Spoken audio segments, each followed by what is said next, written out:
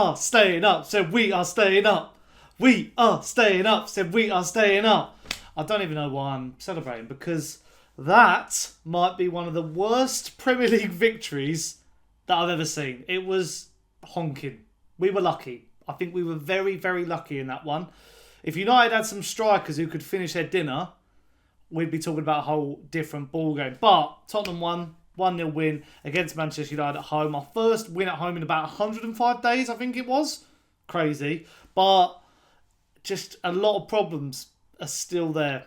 A lot of problems. A win's a win at the end of the day, and we need the points. We now go up to 12th place in the Premier League. But there's a lot to do with this club. And I don't know if these sort of wins and victories will really keep Ange Postecoglou at the club beyond the summer. I think he'll stay until the summer. But will he go after that? Only time will tell. But before we go any further and react more in depth to this game, if you are new to the Sunny Talk Spurs YouTube channel, then get down below in the comments and let me know what you thought of the game. Do you think we deserved to win? Did you think we deserved maybe to lose or draw it? Because we were quite lucky in certain instances. And also, leave your likes on it, because it really helps support the channel. And I'll interact with all your comments when this video goes live. And subscribe and hit the notification bell, because it lets you know when I've gone live on the channel as well. But as we always do with these sort of reaction videos, we'll look at the stats. And maybe the stats actually outline that the game was a closer affair. 27 shots by Spurs, 7 on target, 57% possession. To United, 16 shots, 6 on target, 43% possession. But I don't think that tells the whole story, because I think United are a wasteful team. This is two bad teams. It was a stinky Sunday, I think. Two bad teams in an awful stage of their developments.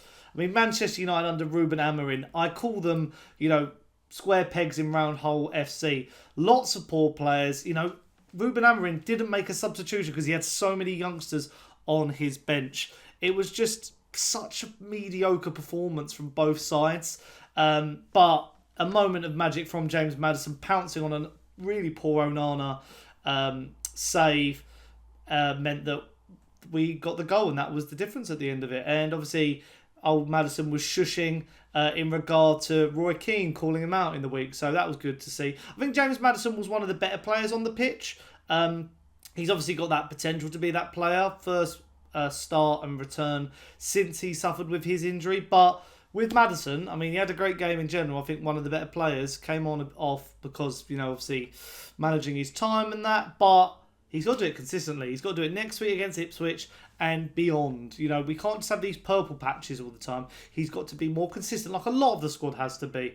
And the man of the match obviously went to Jed Spence. Absolutely amazing player. I think, the fact that he wasn't used early in the season was an absolute disgrace. But he obviously had an injury as well. But deserved man of the match. But United's forward line, if they could finish Rasmus Højlund, Josh Zirkzee and Alejandro Garnacho, I think we could have been put to the sword. Vicario was keeping us in it. What a good return from Guillermo Vicario.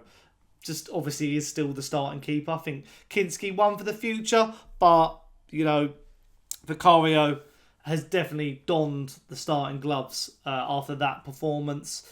And I do think this team obviously needs a few more players back, needs the defenders back to really be a more cohesive side. But again, just a really not a great watch, was it? Just really lacklustre, hanging on for dear life. Just no cutting edge, no attacking impetus up top. It was just, you were waiting, because we've seen it so many times. I think they put a graphic on screen. We're like the worst team in the Premier League for going to go ahead and letting a lead slip. Most points drop from winning positions. And you were just waiting for it. And you knew the crowd sort of had that same vibe. They knew what was going to happen. But we hung out. And at the end of the day, taking away what you think of Ange Postecoglou, what you think of Daniel Levy, which I'm going to get onto in a bit, and all that sort of stuff, a win's a win at the end of the day. And we needed another victory in the Premier League to just, solidify our position in the table, get that out of the way so we can then focus on the Europa League and see if we can possibly win that, which I'm not sure if we will, but hopefully we can go deep in it. But yeah, another big part of today in the lead-up was, and I want to mention this, the massive Levy Out protest outside the Tottenham Hotspur Stadium. And I've got to say, hats off to everyone involved. It was a really good turnout. Obviously, a shame I wasn't there today, but I've been working for TalkSport, doing my shift there. So apologies that I could not attend. I would have been there if I wasn't working, and obviously at the game as well. But just, this is what needs to happen. We need to put more pressure on Daniel Levy. We need to put more pressure on this football club to turn it around, because this was an example of two big football clubs. Obviously, Manchester United a lot bigger than Tottenham Hotspur, but especially, you know, that on Tottenham Hotspur and Daniel Levy indirectly, that this needs to change. This is such a side in turmoil at the moment that need a boost, that need backing, that need change. And he needs to go. I've said this a lot on videos. People are not sure on my opinions. Well, here it is. I think Ange Postecoglou has been chucked under the bus, but he is to blame for certain tactics. It's a shame it hasn't worked out, and I think he might get sacked in the summer. I wanted it to work, and I still back him. But I'm just upset where it's got to. But Daniel Levy is the sole problem of things at Tottenham Hotspur. He needs to go. He is going to be forever and always the issue. And until he departs this football club for pastures new and sells up, then we're not going to know any different. Nothing will ever change. But yeah, that's my rant on that. But going on to Spurs now, we see ourselves, as I say, in 12th position, but that is now on 30 points. We leapfrog the likes of Crystal Palace, Everton, United, West Ham and Wolves. We've now got over a 13-point gap over the relegation, so that keeps us up, if that was ever going to happen.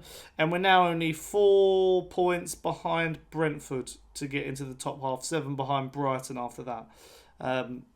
And I don't know, I feel like, obviously we've got Ipswich next week, which we'll want to get that hoodoo off our back of like losing to them. And we need to now put a run together to just boost the fan base, to boost the players. Because at the moment, like watching that game, my energy is so flat when it comes to Tottenham, because I just think we're in such a bad place in general, on and off the pitch, that, Maddison's goal went in and I celebrated, but I was just literally waiting for Man United to equalise, and obviously it didn't happen. But, it's just such a... who'd want to be a Tottenham fan, honestly? Who would want to? But I'm hoping this will be the result that really boosts the team. The first time we've done a double over Manchester United in many, many years. I can't remember the exact date, but a good thing to see. But hopefully, this spurs on, pardon the pun, the players, spurs on the team, and we can go out there and put a run together, because that's what we want to see as Spurs fans. We want to see change on and off the pitch. And if I look at the team in general, obviously, Vicario, really good having him back. Thought he was outstanding. Pedro Porro, he was all right, along with Danzo and Ben Davies. They were okay. It was okay. It wasn't the worst defensive performance, but we were just inviting so much pressure, which an Ange Postecoglou team will do. Spence amazing, man of the match. Midfield, Bergvall was okay. And Sarr came on, he was a bit hit and miss. And then you had Kulusevski, still looks a bit knackered. There's a lot of times where Kulusevski will cut in, and I'm just like, he's got to put his laces through it instead of just like trying to curl them in. But that never seems to happen. And then you had Maddison. I thought he was great. Obviously, hopefully he stays fit. You then had in the front line, Bentancur as well. Thought Bentancur was a lot better. He's been a bit disappointing in the cup competitions the last few weeks. Then you had Matthijs. I thought was all right. A lot of people saying he wasn't that good. One of the worst strikers on the pitch. I think he had a lot of chances. He looked sprightly. I think, when he gets a run together, first start in the Premier League, I think there's a lot of good to come from him. But we need Dominic Solanke back. There's no kidding anyone. He needs to come back into this team ASAP. And Son, honestly, I think Son's done at this level. It's such a shame, but I just don't think he's good enough anymore. And Brendan Johnson came back for his first appearance for a long time since injury. Wilson Odobert came back. A lot of the injured players are coming back. Thank the Lord. We need it. But United are also hampered with injury, so I'm not getting too far away from myself. But yeah, let me know what you thought in the comments down below. Did you think we were lucky, or did you think we deserved the victory?